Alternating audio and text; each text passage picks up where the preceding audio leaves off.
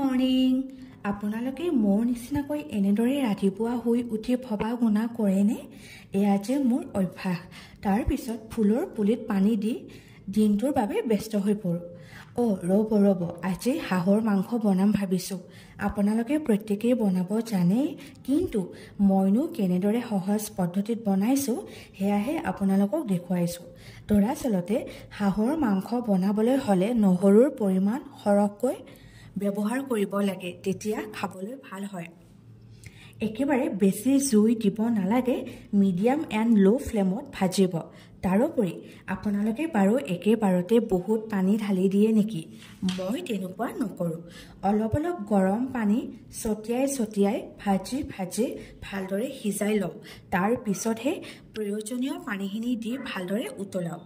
ইয়াত ব্যৱহাৰ কৰা মছলাসমূহ পেকেট মছলা নহয়, গোটাকৈ কিনি আনি ঘৰতে প্ৰস্তুত কৰি লৈছিলোঁ। মছলাসমূহ দি গেছৰ ফ্লেম ল' কৰিব লাগে, নহ'লে মছলাসমূহ জ্বলি যোৱাৰ ভয় থাকে। মেইনলি হাঁহৰ মাংসটো ভালদৰে ভাজি সিজাব পাৰিলে সোৱাদটো বহুত ভাল হয়। আপোনালোকেও পৰিয়ালৰ লগত এনেদৰে জুতি লগাকৈ বনাই খাব, ভাতৰ লগত নাইবা ৰুটিৰ লগত। ঠিক আছে, আজিলৈ তেতিয়াহ'লে আহিছোঁ দেই, বাই।